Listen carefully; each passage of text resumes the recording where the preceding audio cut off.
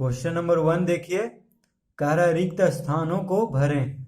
तो पहला है, यदि परिमेय संख्या p बटा q इस प्रकार हो कि q बराबर 2 का घात m गुना 5 का घात n, जहां m क्या है, प्राकृत संख्या, और n भी क्या है, प्राकृत संख्या। तो संख्या p बटा q को यहाँ पे देखिए रिक्त स्थान है, दशमलव में बदला जा सकता है। तो देखिए पहला का आंसर क्या होगा, यानी रिक्त स्थान में हम क्या भरेंगे, शांत। क्योंकि देखिए यहाँ पे यदि परिमेय संख्या p बटा q, तो मान लीजिए कोई परिमेय संख्या है, जैसे है देखिए 7/20, ठीक है। ये परिमेय संख्या p बटा q के रूप में है। देखिए ऊपर p मतलब अंश को p कहते हैं और हर को q, तो p बटा q के रूप में है ये परिमेय संख्या। इस प्रकार हो कि q बराबर, तो देखिए q में 20 है, तो q बराबर कितना यहाँ पे है, 20। तो 20 को हम कैसे लिख सकते हैं, 2 गुने 5, ठीक है।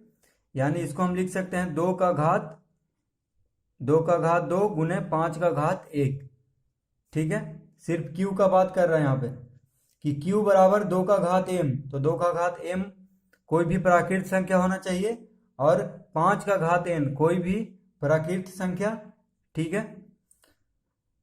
तो संख्या p बटा q को कौन सा दशमलव, तो शांत दशमलव में बदला जा सकता है। देखिए जब भी या तो 2 हो सिर्फ गुणनखंड में q में जो संख्या हो उसका गुणनखंड में सिर्फ अगर 2 हो, या दोनों मिलकर हो, 2 या 5 दोनों, या सिर्फ 5 हो, तो उसका दशमलव क्या होगा, शांत होगा। तो इसीलिए हम यहाँ पे क्या भरेंगे, शांत, पहला में, ठीक है। सिर्फ 2 भी रहे तो भी शांत होगा, या सिर्फ 5 रहे इसके गुणनखंड में, कोई संख्या के गुणनखंड में, तो भी शांत होगा। जैसे देखिए कोई संख्या के नीचे मान लीजिए 5/25 है, तो देखिए 25 q बराबर हो गया 25, तो 25 में क्या है, सिर्फ 5 का स्क्वायर 25, तो इसका दशमलव भी शांत होगा। या हम कोई संख्या ले लेते हैं, मान लीजिए 3/8, तो इसका भी दशमलव शांत होगा, क्योंकि 8 बराबर होता है 2 का घात 3। तो या तो सिर्फ 2 हो, या सिर्फ 5 हो, या दोनों मिला के हो, तो तीनों का दशमलव क्या आएगा, शांत आएगा भागा देने पे।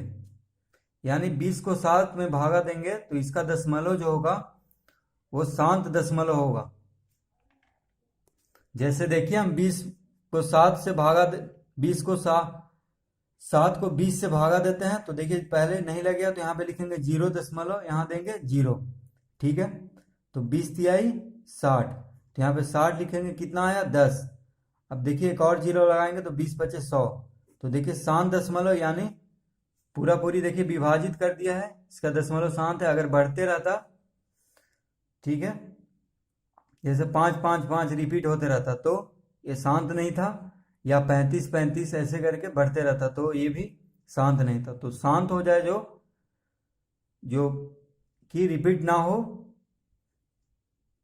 उसको शांत दशमलव कहेंगे, ठीक है। जैसे देखिए एक और उदाहरण हम लेके समझते हैं, 4/15, तो देखिए q है 15, तो 15 का क्या होगा गुणनखंड, 3 गुने 5, तो देखिए इसमें 3 आ गया है, ठीक है। तो इसका हम देखेंगे कि शांत होता है कि नहीं। तो देखिए 15 से हम 4 में भागा देंगे तो 0 दशमलव यहाँ पे 40 हो जाएगा, तो 15 दूनी 30, कितना बचा 10, फिर एक 0 देंगे तो 15 छक 90, फिर देखिए 100 आ गया, 10 आया तो फिर 100 देंगे तो 15 छक 90, फिर 10 आ जाएगा, फिर 100, यानी 2.66666 ऐसे करके अनंत तक बढ़ता जाएगा, कभी खत्म नहीं होगा। तो इसी को अशांत दशमलव कहेंगे। और जिसका शांत हो गया, जिसका कि देखिए पूरी विभाजित हो गया, उसको शांत दशमलव कहेंगे। अब देखिए बी में 9/60 को दशमलव में बदलने पर वह यहाँ पे भरना है, क्या होगा, मतलब यहाँ पे देखिए क्या भराएगा, 9/60 है, ठीक है। तो इसका दशमलव में बदलने पे, यानी 60 से भागा देंगे 9 को, देखिए तो 60 से 9 को हम भागा देंगे तो कितना आएगा, देखिए 9 नहीं लगेगा तो क्या करेंगे, 0 देंगे हम पहले, दशमलव लेंगे तो दशमलव को पहले 0 लगाते ही हैं, ये जरूरी है। 0 हो गया तो देखिए यहाँ पे 1 0 आएगा, तो एक बार में लगाएंगे तो यहाँ पे 60 लिखेंगे, कितना बचेगा घटाएंगे तो 30। ठीक है, अब देखिए हम दशमलव लगा दिए तो आप बार बार दशमलव नहीं लगाएंगे, तो फिर 0 देंगे तो 60 बचे 300। ठीक है, तो इसका आंसर हो जाएगा क्या, 0.15, यानी इसको हम जहाँ रिक्त स्थान है इसको भरेंगे 0.15। अब देखिए सी में 3/7 को दशमलव में बदलने पर वह, यहाँ पे देखिए क्या होगा, तो देखिए 3/7 है, यानी 7 से हम भागा देंगे 3 को। ठीक है, क्योंकि नीचे 7 है, देखिए हर में 7 है, ऊपर अंश है, तो हर से अंश में भागा देते हैं, तो यहाँ पे लिखेंगे 7 और यहाँ बीच में भाज्य हो जाएगा 3 और भाजक हो जाएगा 7। तो देखिए 3 नहीं लगेगा 7 से, क्योंकि 7 बड़ा है, तो हम पहले 0 देंगे, यानी यहाँ पे 1 0 के लिए यहाँ पे दशमलव देंगे और दशमलव के पहले 0 लगाते हैं, तो 30 हो जाएगा। तो कितना आएगा, 7 चौक 28, 4 बार में लगेगा, तो यहाँ पे देखिए 2 आया, 10 में 60 गया 2, फिर 2 नहीं लगा तो फिर 0 देंगे, तो 7 दूनी 14, 10 में से 4 गया 6 आ गया। अब देखिए फिर 1 0 देंगे, क्योंकि 6 नहीं लगेगा, तो 7 8 56, तो यहाँ पे 8 से लगाएंगे, फिर आ गया 4। तो अब देखिए 4 नहीं लगेगा 7 से, तो फिर 0 देंगे, तो 7 बचे 35, 10 में से 5 गया 5। अब देखिए फिर 0 देंगे, 5 नहीं लगेगा, तो 7 7 49। अब देखिए 10 में से 9 गया,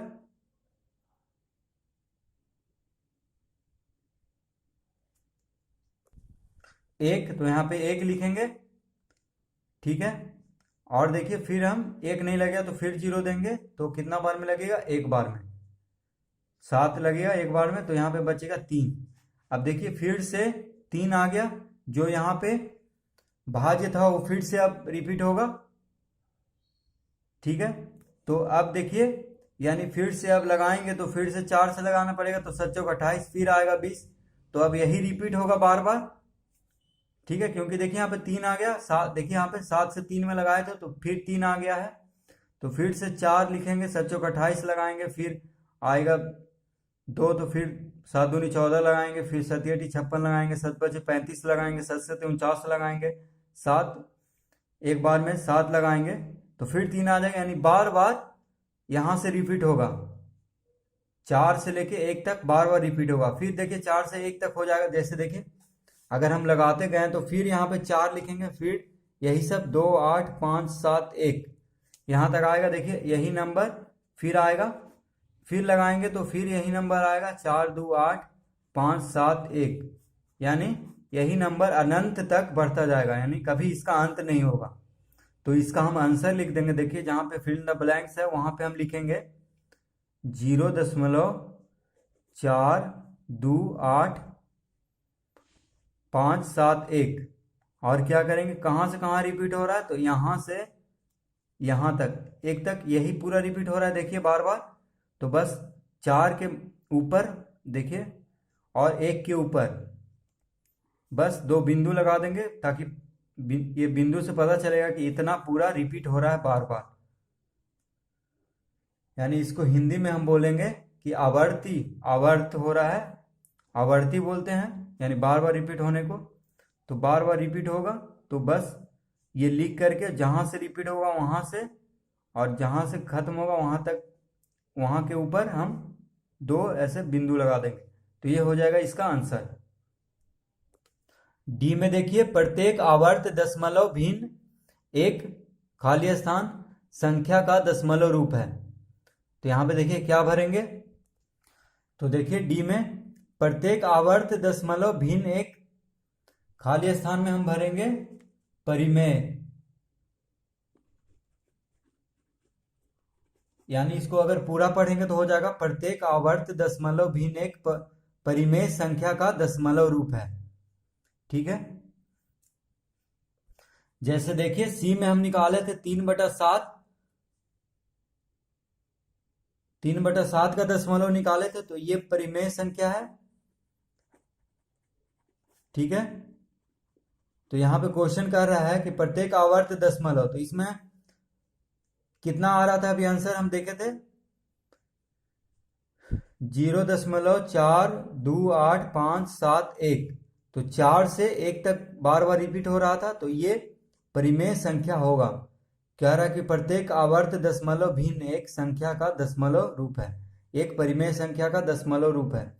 तो देखिए जितना भी शांत हो या आवर्त हो दशमलव भिन्न, वो सब क्या है, परिमेय संख्या है। ठीक है, क्योंकि 3/7 परिमेय संख्या है, तो इसका जो आ रहा है दशमलव रूप में वो आवर्त आ रहा है, तो ये भी परिमेय संख्या होगा। ठीक है, तो उसी तरह यहाँ पे भरेंगे कि प्रत्येक आवर्त दशमलव भिन्न एक परिमेय संख्या का दशमलव रूप है। अब देखिए ई में प्रत्येक शांत दशमलव भिन्न एक खाली स्थान संख्या का दशमलव रूप है। तो ई में भी हम भरेंगे परिमेय। कैसे भरेंगे देखिए, कह रहा है कि प्रत्येक शांत दशमलव भिन्न एक परिमेय संख्या का दशमलव भिन्न है।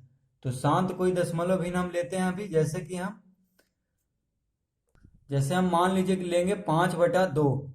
ठीक है, तो इसका कितना आएगा, नहीं 5/2 नहीं 2/5। ठीक है, देखिए वो तो दशमलव में नहीं आता, 2/5 दशमलव में आएगा, तो 0 दशमलव यहाँ पे एक 0 देंगे तो 5 चौक 20।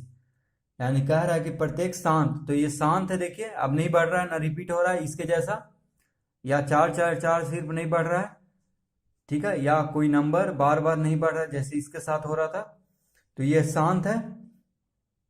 तो कह रहा है कि प्रत्येक शांत दशमलव भिन्न एक परिमेय संख्या का दशमलव रूप है। तो ये देखिए परिमेय संख्या का ही दशमलव रूप है, क्योंकि इसको हम लिख सकते हैं परिमेय संख्या के रूप में, यानी 4/10 दशमलव हटाएंगे तो एक अंक के बाद है, तो एक पे एक 0 आ जाएगा।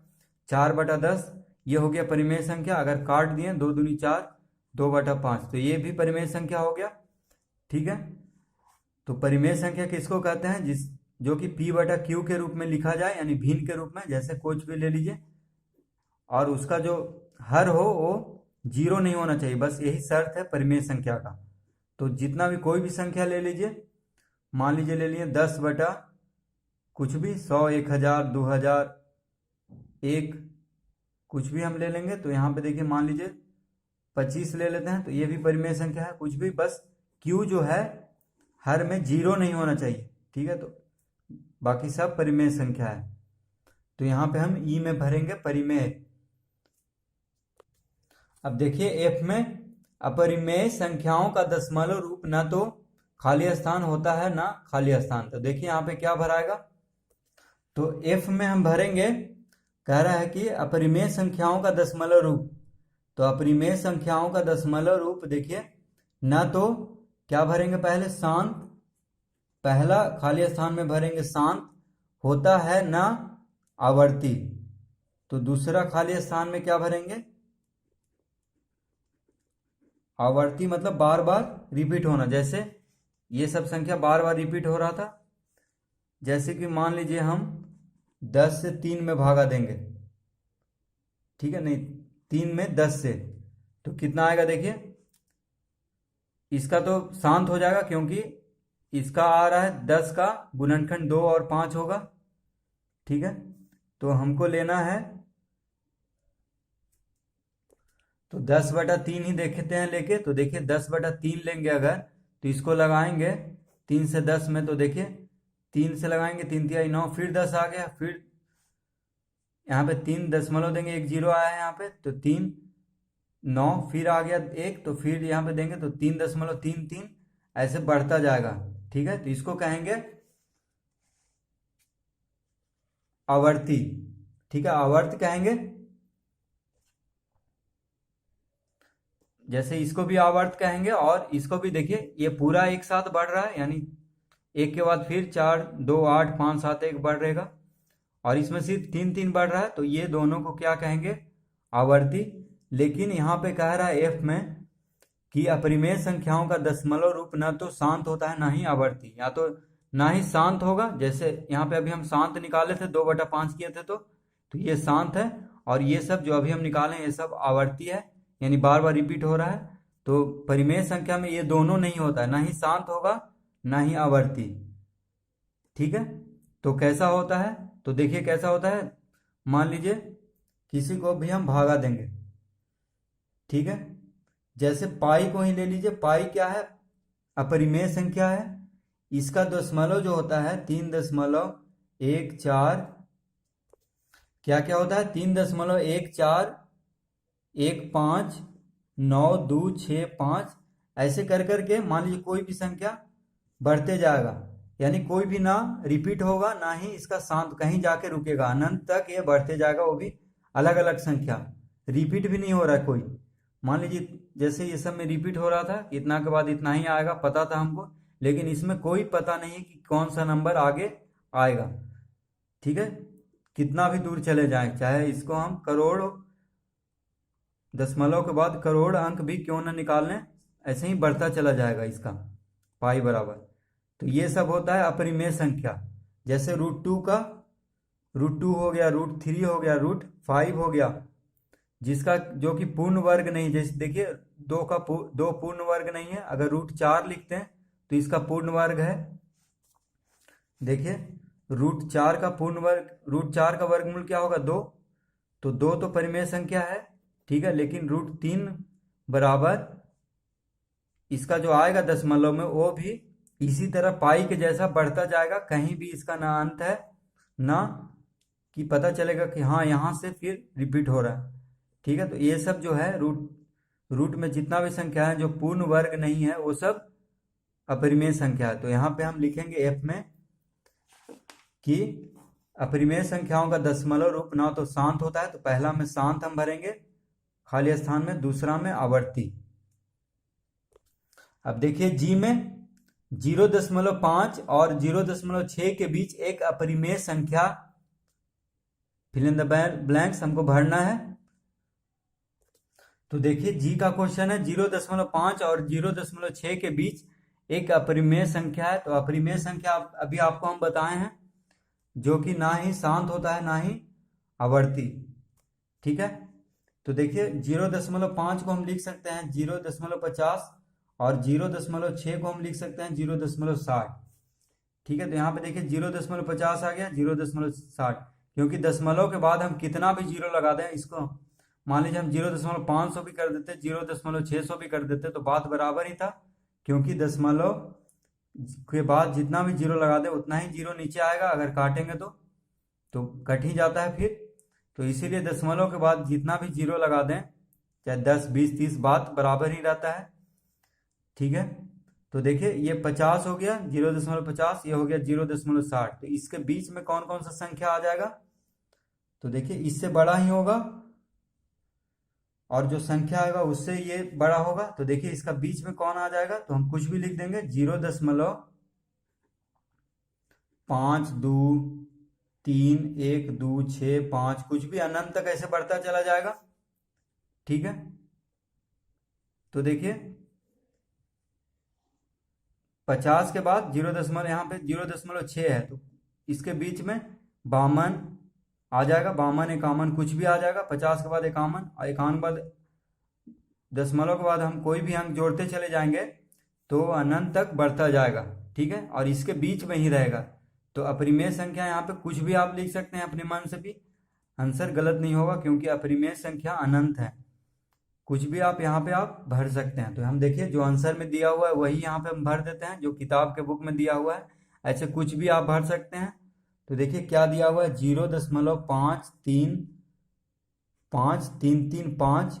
ठीक है, कुछ भी जो मन है आप भर सकते हैं। तो इस तरह से दिया हुआ है किताब में, यानी बढ़ते चले जा रहा है। देखिए यहाँ 5 3 था, फिर 5 3 3 5 हुआ, फिर 5 3 3 3 5, ऐसे कुछ भी लिख दीजिए। ठीक है, तो इसमें ये भर देंगे हम। एच में देखिए 0.1 और 0.2 के बीच 5 परिमेय संख्याएं हैं। अब देखिए एच में क्वेश्चन है 0.1 और 0.2 के बीच 5 परिमेय संख्याएं हमको बताना है। तो देखिए हम यहाँ पे समझाते हैं पहले। 0.1 को हम लिख सकते हैं 0.10 और 0.2 को हम लिख सकते हैं 0.20, यानी दशमलव के बाद हम कितना भी जीरो लगाते हैं, 100 भी कर सकते हैं, ठीक है, एक और जीरो भी लगा सकते हैं, 2 भी जीरो लगा सकते हैं, कुछ भी। तो इस 0.1 और 0.2 के बीच अनंत परिमेय संख्या है, कुछ भी हम ले सकते हैं अपने मन से, ठीक है। तो देखिए अगर हम यहाँ पे 100 करते तो मान लीजिए हम यहाँ पे 100 कर देते हैं, यहाँ पे 200, 0.200, 0.100, तो कोई फर्क नहीं पड़ रहा है क्योंकि दशमलव के बाद हम कितना भी जीरो ले लें बाद में तो बात बराबर ही रहता है। तो देखिए 100 यहाँ पे 200 आ गया, तो यहाँ पे इसका आंसर हो जाएगा 0.101, 0.102, 0.150, 0.160, 0.180, ठीक है। देखिए 200 और इसके बीच में तो ये सब आएगा, तो ये सब में से कोई भी आंसर हम अपने मन से लिख सकते हैं, तो गलत नहीं होगा, ठीक है। अगर हम सिर्फ 0.10 करते और यहाँ पे 0.1 ही जीरो लगाते तो देखिए कितना आंसर आ जाता, जैसे कि किताब में दिया हुआ है उसको भी 11, 12, 13, 14 ऐसे करके 18, 19 तक, तो यहाँ पे हम लिख देंगे। आप इसको भी लिख सकते हैं, ठीक है, ये भी गलत नहीं होगा, जो हम लिखे हैं ये भी गलत नहीं होगा, जो किताब में दिया हुआ है वो भी गलत नहीं होगा, तो कुछ भी लिख दीजिए। तो हम किताब वाला ही लिख देते हैं 0.11, 0.12, 0.13, 0.14, 0.15, तो 5 कह रहा है तो 5 हम लिख दिए हैं, ठीक है। आप यहाँ पे 18 भी लिख सकते हैं 15 की जगह, यहाँ पे 17 भी लिख सकते हैं, 16 भी लिख सकते हैं, ठीक है, कुछ भी लिख सकते हैं 10 और 20 के बीच में। फिर 100, 200 के बीच में भी कुछ भी लिख सकते हैं, 1000, 2000 कर दीजिएगा, यहाँ पे एक और जीरो लगा देंगे, उसके बीच में भी 5 कुछ भी लिख सकते हैं अपने मन से, तो इसमें कोई गलत नहीं होगा, क्योंकि दो संख्याओं के बीच में अनंत परिमेय संख्याएं या अपरिमेय संख्याएं दोनों मौजूद हैं।